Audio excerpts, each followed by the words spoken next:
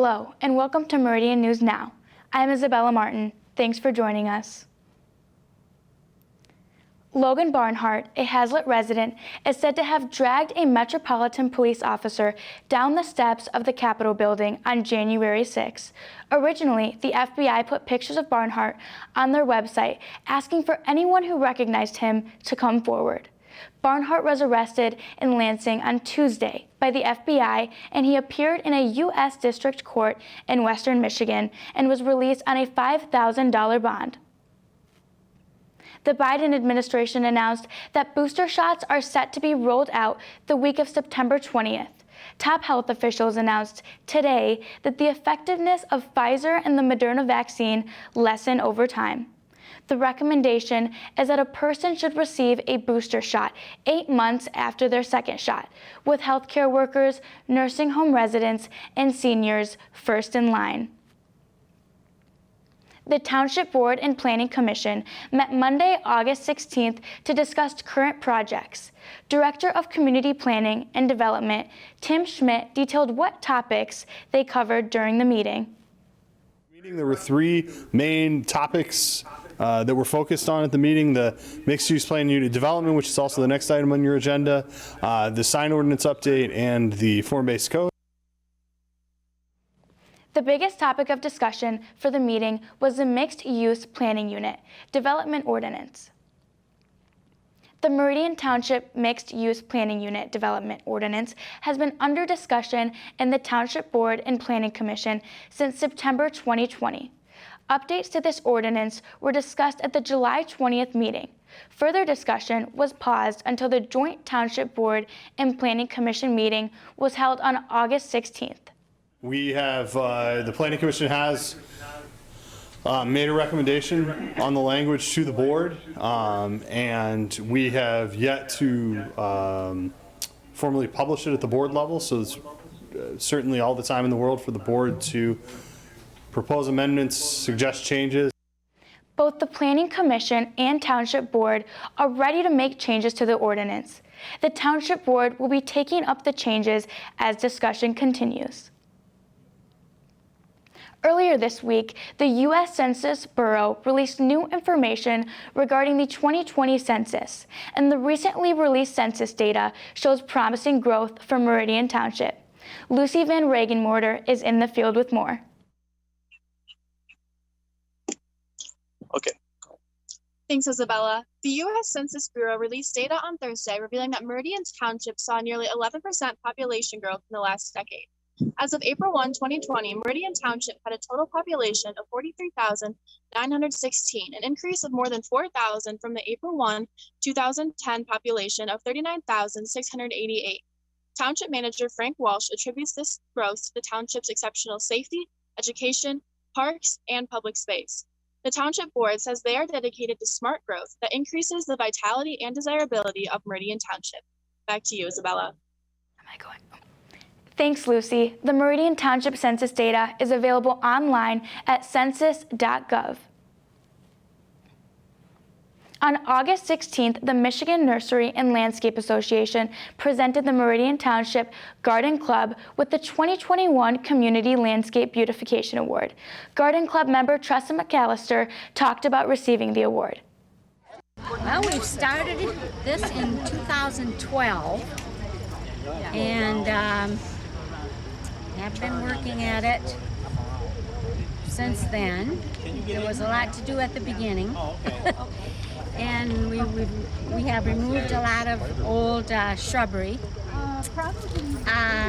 And the award is just wonderful to be recognized for community work. I wanted us to get a little more widespread with our work.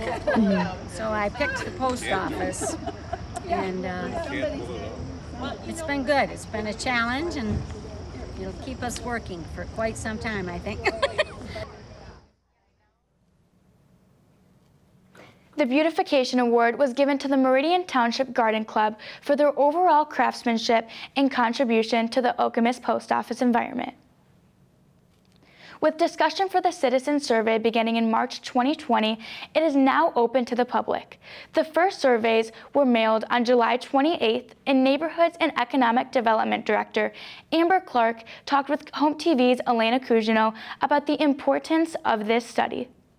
This is the most powerful way beyond going to a ballot box or coming to a township board meeting to voice our concerns, to give us an idea of what kind of community you would like us to build.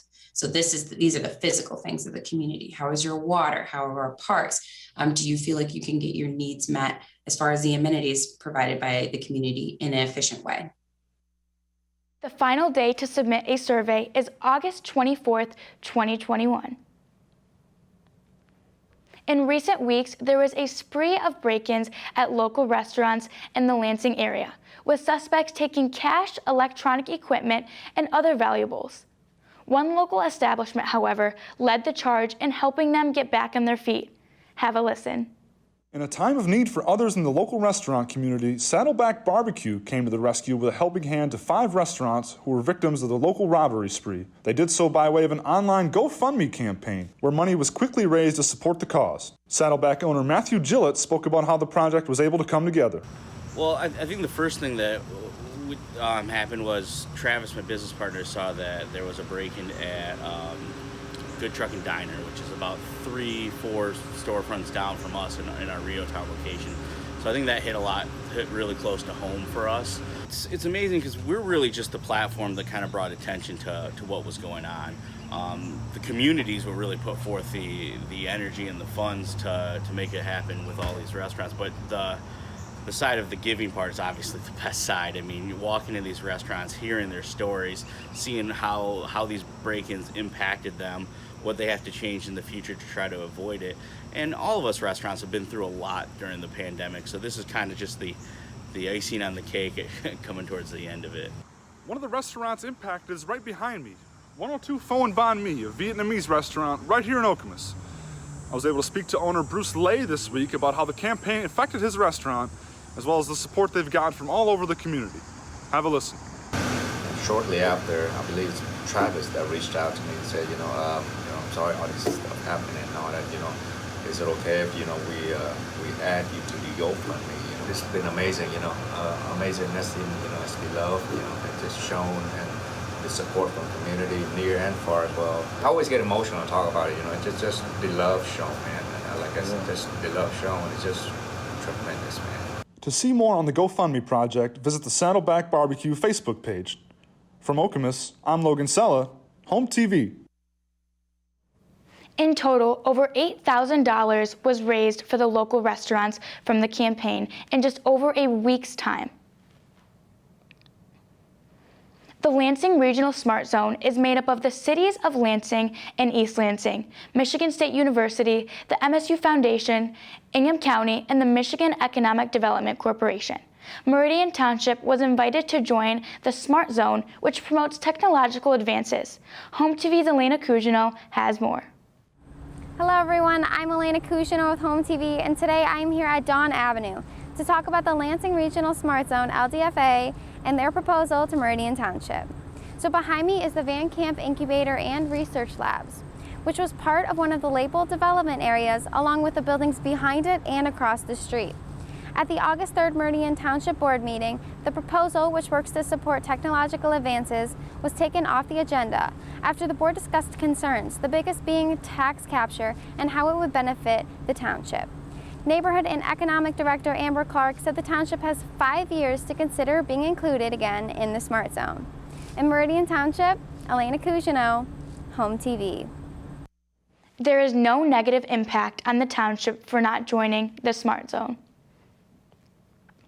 The winner of Epiphany Now's Youth Passing It Forward, or YPIF, award has been announced.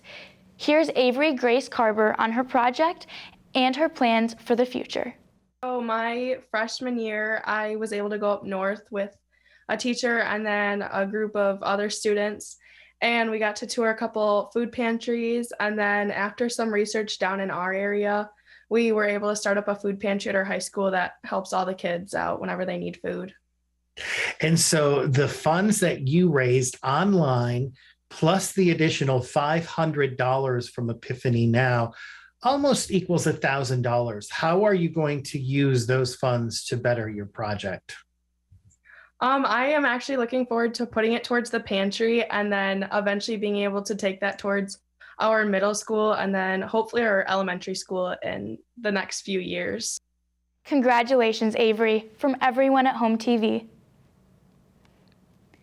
Kickback for this next story about the Kicks for the Community shoe drive hosted by the House of Souls.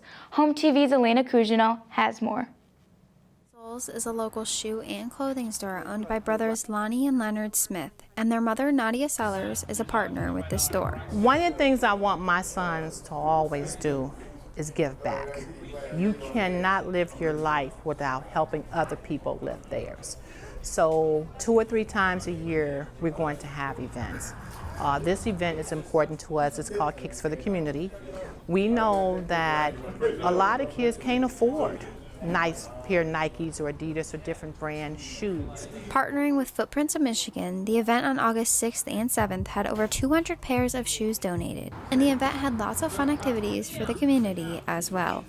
The inside of House of Souls is not your average store. With music, video games, and basketball, members of the community had a ball trying to see how many baskets they could make. Outside of the store was a table for Peak Performance, a physical therapy location.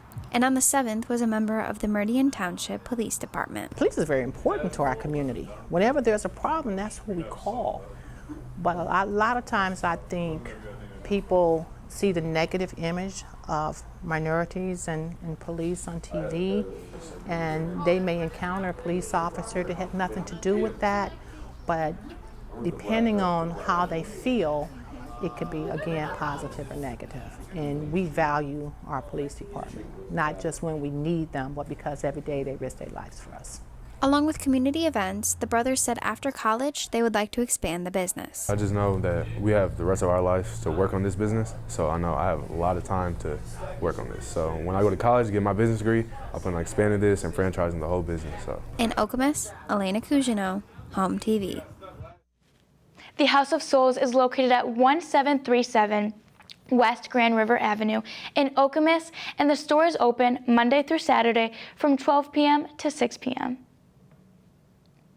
Have a sweet tooth? Take a bite out of this story. 17-year-old Dominic, who has autism, runs a baked goods business along with his mom, Kathy, called Baked Goods by Dominic. We had the chance to speak with them after they received their 115th order. Let's take a look. Cool. And so can you tell me a little bit about this business you guys are running? Yep.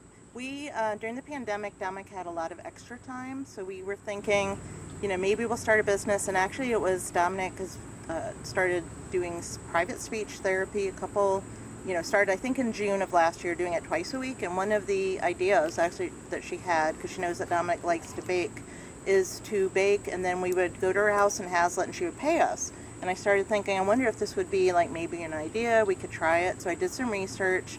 We started, actually the very first order we had was the end of November with a friend of mine, and it just kind of took off from there. The full interview will air tomorrow on our social media accounts, so stay tuned. The Meridian Township Farmers Market will be going on today from 3 p.m. to 7 p.m., but that isn't the only event going on at the marketplace on the Green Pavilion. The Summer Concert Series continues tonight from 6 p.m. to 9 p.m. with special guest Sea Cruisers. The Sea Cruisers have been playing around mid-Michigan for over 30 years and will be offering music from the 50s, 60s, and 70s. Admission is free and anyone is welcome to attend. Harris Nature Center is hosting an event called Howell at the Moon this Friday. With tickets being $5, you can enjoy the full moon while taking a guided walk through the nighttime woods. Dogs must be on a leash, and the meeting point is in the parking lot of Harris Nature Center. That's all for today's episode of Meridian News Now. Remember, you can stay up to date with Township News by following us on Facebook, Twitter, and of course, HOMTV.net. I'm Isabella Martin. Thanks for watching and have a great day.